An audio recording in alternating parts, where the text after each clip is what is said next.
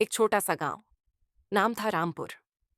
गांव बहुत सुंदर था, लेकिन वहां के ज्यादातर लोग गरीबी और अंधेरे में जीवन बिता रहे थे। बिजली अक्सर गुल रहती, खेत सूखे पड़े रहते और लोग अपने अपने दुखों में उलझे रहते। इसी गांव में रहता था एक लड़का, आरव। आरव के पिता खेतीहर मजदूर थे और माँ घरों में काम करके किसी तरह घर चलाती थीं। झोपड़ी जैसी टूटी फूटी झुग्गी में उनका जीवन बीत रहा था।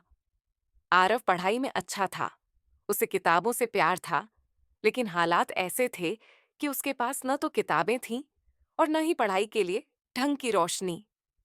अक्सर रात को मिट्टी के तेल वाला दिया जलाकर वो पढ़ता था। उसके दोस्त उसे चिढ़ाते, आरव, पढ़ लिख कर क्या करेगा? तेरे जैसे गरीबों का नसीब तो मजदूरी ही है। लेकिन आरव चुप रहता। उसके दिल में एक सपना जल रहा था। मुझे गांव का अंधेरा मिटाना है, मुझे अपनी जिंदगी बदलनी है। स्कूल जाते वक्त उसके पैरों में चप्पल तक नहीं होती। कई बार टीचर कहते, बेटा, किताबें क्यों नहीं लाता? वो झेप कर कह देता, सर, अगले महीने खरीद लूंगा। लेकिन सच ये था कि किताब खरीदने के पैसे ही नहीं थे। कई बार आरव अपने दोस्तों से पुरानी किताबें मांगकर पढ़ाई करता। गांव वाले उसे ताने देते, अरे, ये पढ़ाई लिखाई तेरे बस की नहीं, तेरे बाप ने खेती की, तू भी वही करेगा। पर आरव का विश्वास अडिग था। उसके मन में एक आवाज आती, नहीं, मैं कुछ अलग करूंगा। एक दिन उसके पिता बीमार पड़ गए। घर में पैसे नहीं थे। माँ ने गांव के साहूकार से उधार लिया, लेकिन ब्याज इतना ज्यादा था कि हर महीने उनकी कमाई का बड़ा हिस्सा वहीं चला जाता। आरव की पढ़ाई लगभग रुकने की कगार पर आ गई। एक रात वो माँ को रोते हुए सुनता है, पढ़ाई का क्या करेंगे, पहले पेट भरना जरूरी है। आरव टूट गया। उसने सोचा, शायद सब सही कह रहे हैं, शायद मैं बेकार हूं, मेरी पढ़ाई का कोई फायदा नहीं।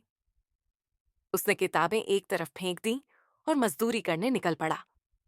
दिन भर खेतों में काम, धूप में पसीना, और शाम को थका हारा आरव घर लौट आता। धीरे धीरे उसके सपने धुंधले पड़ने लगे। एक दिन गांव में एक बुजुर्ग शिक्षक आए, दयानंद जी। वो शहर से रिटायर होकर गांव लौटे थे। उन्होंने देखा कि आरव मजदूरी कर रहा है, लेकिन उसकी आंखों में कुछ खास चमक है। उन्होंने पूछा, बेटा, तुम्हें किताबें पढ़ने का इतना शौक क्यों है? आरव ने कहा, गुरुजी, मुझे लगता है कि ज्ञान से ही अंधेरा मिट सकता है, लेकिन अब तो हालात ऐसे हैं कि मुझे पढ़ाई छोड़नी पड़ रही है।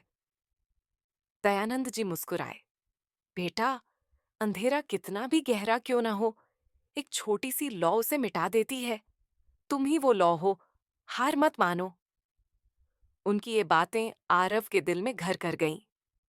उसने तय किया कि चाहे जैसे भी हो, पढ़ाई जारी रखेगा। आरव ने दिन में मजदूरी करना और रात में पढ़ाई करना शुरू कर दिया। थकावट होती, आंखें जलती, लेकिन उसका हौसला जलती लौ की तरह टिमटिमाता रहता। धीरे धीरे उसने स्कूल की पढ़ाई पूरी की।